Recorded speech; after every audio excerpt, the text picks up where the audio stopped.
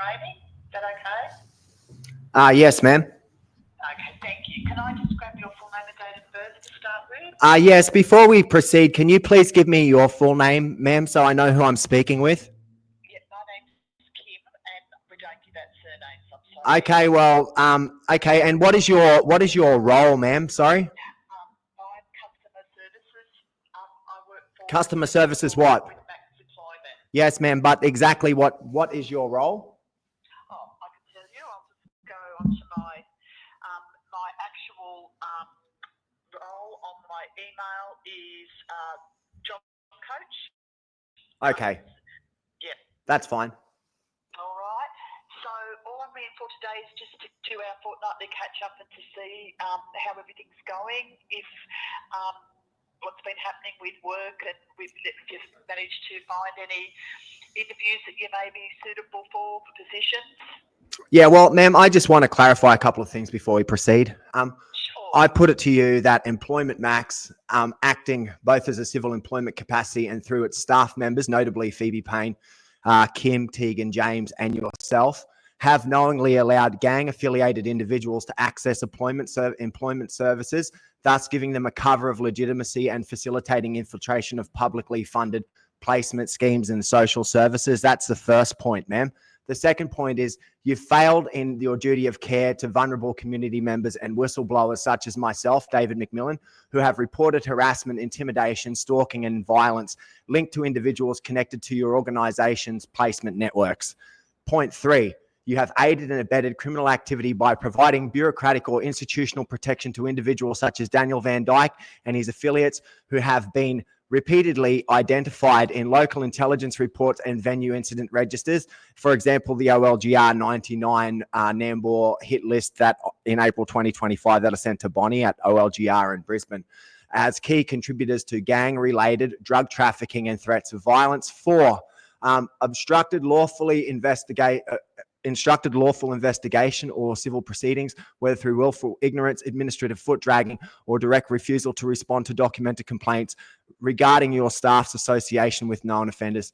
This includes indirect obstruction by creating hostile work environments for complainants. 5, breach public trust by failing to escalate or disclose suspected criminal infiltration of your placement system to the appropriate authorities, including the Queensland Police, OLGR, or civil enforcement bodies, despite multiple public signals and opportunities to rectify these concerns. I also put to you that you put me on a managed services plan for making a complaint, and that is 100% unacceptable. That is you only playing politics, trying to protect your staff for being very unprofessional. So this is a legal implication reminder before we proceed. In cross-examination, the party must put its case to a witness who contradicts it. If it fails to do so, I may be barred from making submissions later on that issue. So therefore, I put to you that if these matters are not formally addressed, Employment Max may be liable morally, contractually, and potentially criminally for negligence, failure to protect vulnerable individuals, and possible complicity in the broader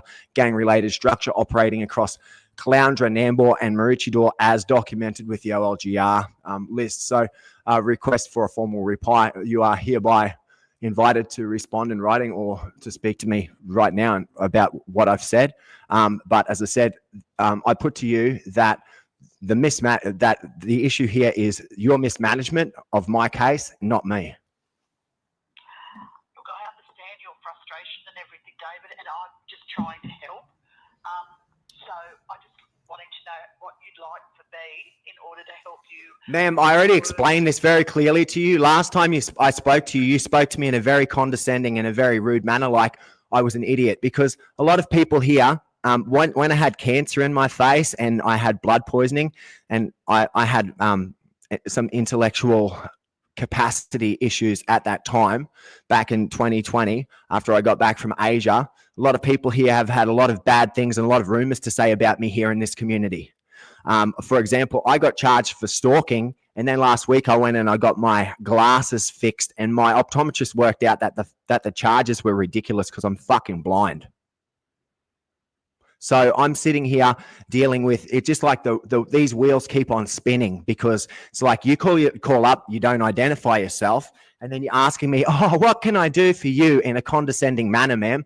I'm here trying to get a job. I've given you my resume. If you think that my resume, the points of my resume make me look like a yo-yo or an idiot working for the Defense Attaché Service before, obviously that's a way that it is, because that's how I've been treated for like the last year now.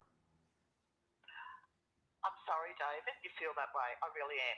I'm not trying to make anything more difficult for you. I'm just trying to help you in any way I can. I'm not trying to talk down to you. I'm just trying to help you. I know, but your position here, ma'am, pardon me, your position, okay, your position is that you have inherited a problem from a whole bunch of people that have created a very large problem, a legal problem here. And I'm just trying to live my life and not have somebody call up and blast my privacy everywhere whenever you feel like it, because you don't agree with me politically. And that's what this is about.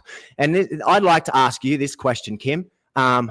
It's kind of like it kosher or whatever, kind of question, but like Iran or Israel, which side are you on, ma'am? Ukraine or Russia? Because really, to me, it seems like Russia and Iran keeps on calling up me because I'm Jewish and I work for America. That's what it seems like.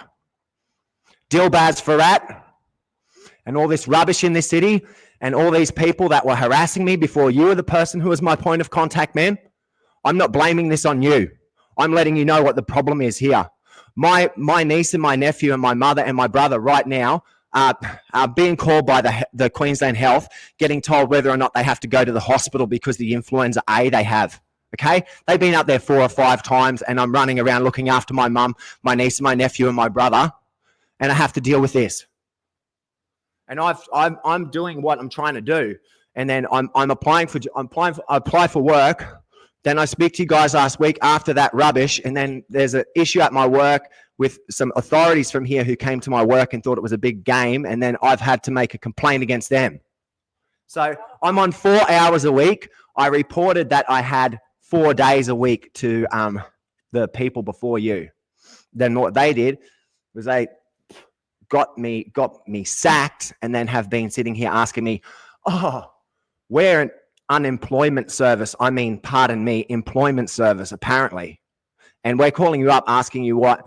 Look, I went there to the meeting, and Luke, some guy called Rodney, walked into that first meeting, and he was in there for 30 fucking minutes listening to everything until Luke said, oh, I'm sorry, man. Oh, but sorry, sir, you got to go. What are you doing here? You got to go. And the guy leaves. But then Luke realized that my privacy had just been completely flushed. And then this Rodney guy is going around telling people what I said to Luke in the meeting, because he was allowed to stand into the meeting. Sorry, was this with Max Employment or Coact?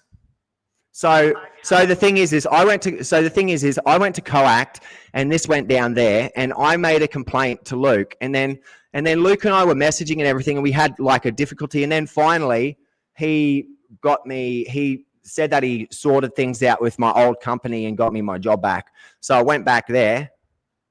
Can you hear me? Can you hear me? Hello? Hello? Can you hear me? Hello? Pardon me? Hello? Hello? Hello? Hello? What's wrong with this phone?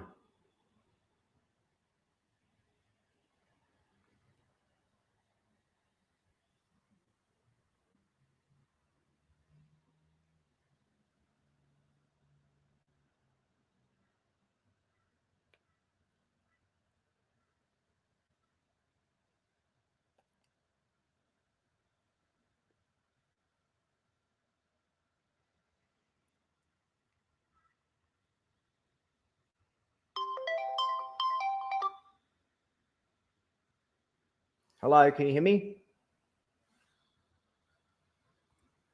Hello, can you hear me? Wait. Hey, can you hear me? Sorry. Hello? Hello? Yeah, hello, can you hear me? Can you hear me? Hello? Can you hear me? Hello? Yeah. Sorry. Yeah, something happened. I don't know what, and I tried to call you back. Pardon me. I don't know. It just cut out. Oh, that's okay. Yeah. So where I was at, Mem, was so that happened with Coact, right? And then so I made a complaint to Luke. So then I've sent reports to you about what happened on the March 1st thing, how this guy was stabbed at my work, right? And all the shit happened. Yep.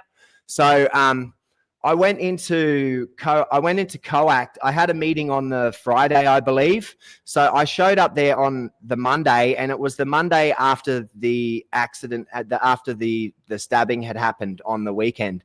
And I was in a really bad shape. My back was hurt and my foot was broken. And then so I had a meeting with them on that Friday, but just out of like goodwill and everything, even though there'd been problems before, I showed up and I explained to the ladies there, I said, look, I've got this meeting on Friday or something like that, or Thursday or something, and it's Monday now.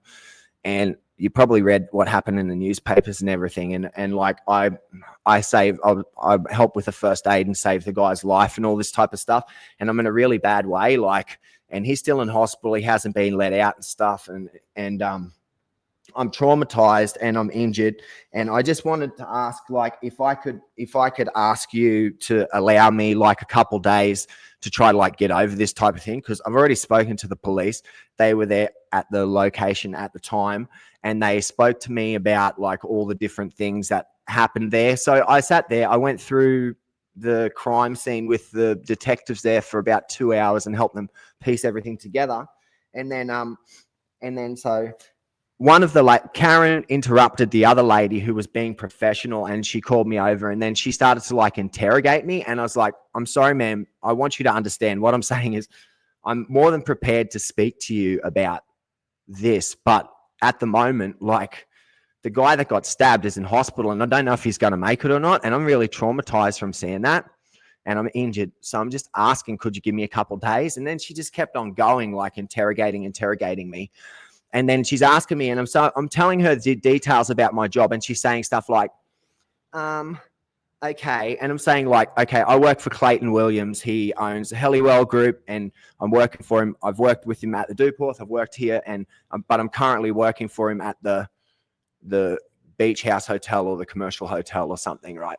And she's like, oh, okay, so yeah, well, you're going to have to speak to Guy or Gary or whatever his name is, huh? And get him to get back to me, hey? And you don't hang yourself, mate, before then, hey?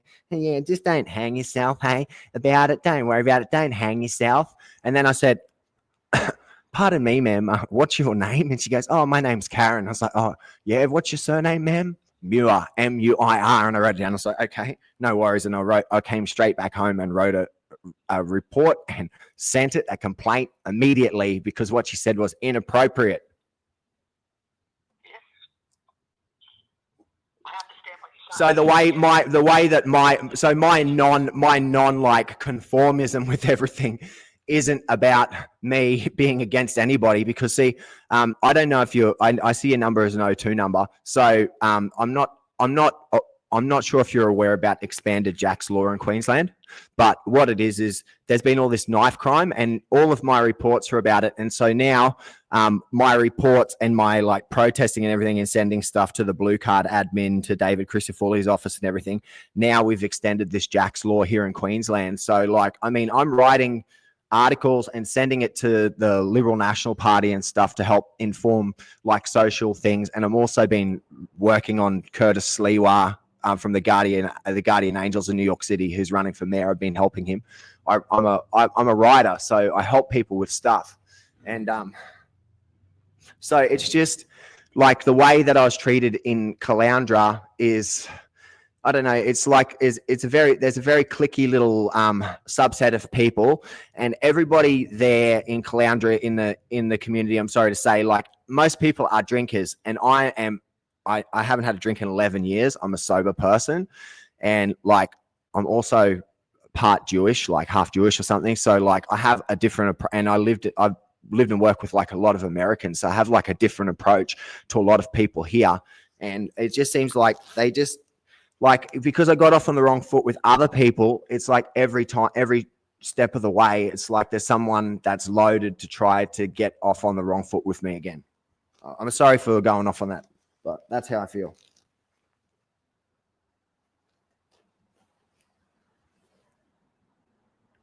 Can you hear me? Hello?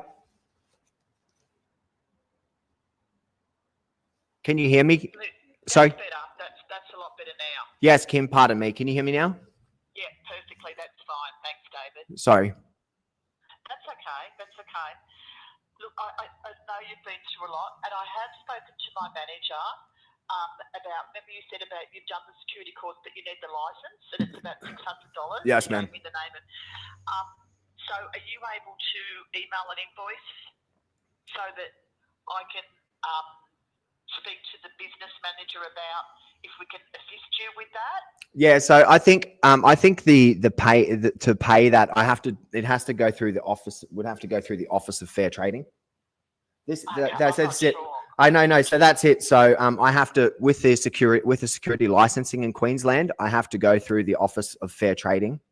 So there's an Office of Fair Trading in Maroochydore, and there's an Office of Fair Trading in the Brisbane Central. I haven't been to the Office of Fair Trading in Maroochydore. I've been near it because I work up there. I have been to the Office of Fair Trading in Brisbane on multiple occasions, but it was 25 or 20 years ago when I was going in there to do the exact same thing when I first did this process when I was like 18 or 19. Okay,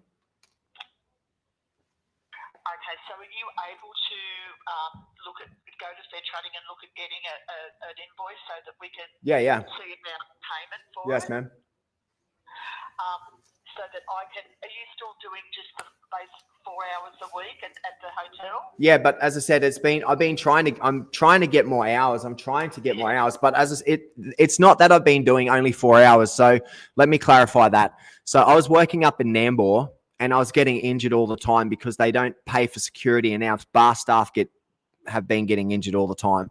And I was up there and I was doing 4 days a week. And then they were telling me to get my security license because they were like, we need somebody to be able to use force and stuff. And you can't use force. You're not using force. You're getting beaten up by everybody and all this. We want you to get a security license.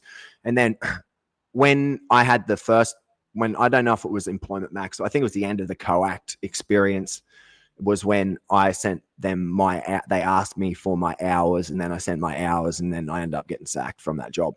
So I was doing between 15 to like 20 hours a week until I had the run-in with the company and stuff. And then also my manager, Nathan, wasn't listening to any of my concerns. And that's kind of why the Jack's Law here has been expanded, because of the fact that I came up with predictions that these things were going to happen, like multiple stabbings. I told March 1st, I predicted it. I predicted the 22nd of June one that happened. I said it was going to happen on the 22nd of June because I was suspicious about people there. It happened on the 25th. The person who I thought was going to do the stabbing got stabbed. And then I told my friend Dimitu, who runs Kerry's Corner here in Caloundra, we were telling the police that we think there was going to be a stabbing. And then there was a stabbing at the bus stop behind me. The bus driver that I know had his throat slit when he was eating his lunch 2 weeks ago. And then there was a Yugoslavian man stabbed to death out the front of his house in Kawana like 2 Sundays ago or something. So, and then the good thing is I had gang members from Nambour that came up to my job in Maroochydore, and they were threatening people on Saturday night. And then we called the police, and the police came in and they did their first, like in front of us anyway. They did a wand sweep, a weapon sweep of the gang members on the street, and everybody got scared and just ran away. Like it's very effective. So, yeah, that's what's been going on with me anyway. That's what I've been working on, like doing a lot of volunteer work stuff. So. Okay, that's great, the volunteer work, but obviously I know it doesn't help pay the bills. No, it doesn't. But it doesn't help pay the bills, and that's why I have been referring to like Employment Max, not Employment Max or you specifically, but or COACT as unemployment agencies as opposed to employment agencies, because I've given you guys the information, right? And then it's there, and then we've kind of there's a miscommunication thing happening, or there has been to date. Sorry, I don't know why that keeps on doing that, That's Kim. better. I don't know That's why better, it keeps Kim. on doing that. It keeps on cutting No, out. I'm not sure. It's fine, and then it just, I can hardly hear. It's like really muffled, like I'm in a tunnel or something. And then it's fine now. I can hear you perfectly well. Well, what I'll do, I'll book an appointment if that suits in 2 weeks' time. Are you able to have a invoice ready when I call you back? Yes, ma'am. Call you back next. Yeah. Okay. So I'll book it for the same time, 2 p.m. Now I'm just having a look what date because we're into August tomorrow, aren't we? Yes, ma'am.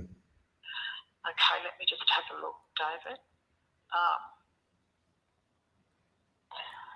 So we're up to the 14th. It'll be Thursday, the 14th of August at 2 p.m. Okay. Okay. I'll give you a call. If you can try and organise an invoice for that security. I know it's not the course, it's the actual physical licence. Yes, ma'am. Because, yeah, we'd like, if possible, we'd like to help you obviously increase your hours. And that, I know that your manager had mentioned if he had your security licence that he could perhaps give you more hours at work. Yeah, well, also, like, as I said, it's not just kind of like that's just the manager, but I don't really work for the manager, like, because the manager told me to go. Like, the manager, because of everything, he pretty much told me to fuck off, pardon the expression. But the thing is I work for Clayton, and Clayton's the 30th most wealthy dude on the Sunshine Coast. So, like, if any of his managers fire me and tell me to go, he's like, you can't fire him because he works for the group. I'll just move him somewhere else. But the problem is that then if that happens, like what's just happened, I've ended up with less hours. But if I've got my security license and they've already got a really good young city guard there, and they'll appreciate having me there as support, and there'll be probably 4 or 5 days a week of work in it for me as opposed to the 4 hours. So that'd be great. Yes, ma'am. Yeah. All right. Well, if you can organise that, I need an actual invoice. Yes, I understand. Okay. And then get that to me by the next appointment in 2 weeks' time when I call you. Yes, ma'am. And I'll give you an address to send that through to. Then we can look at assisting you. We can speak to the business manager, but we need a physical invoice. Yes, ma'am, of course. All right. Is there anything else I can help you with today, David? No, that's fine. Thank you, Kim. Thank you for your time. All right. That's okay. And you take care. As I said, if there's anything you need in the next 2 weeks, ring the 1-800 number and they'll put you through to me. Okay. Thank you very much. Enjoy your day. Have a good week, David. Thank you. Take care.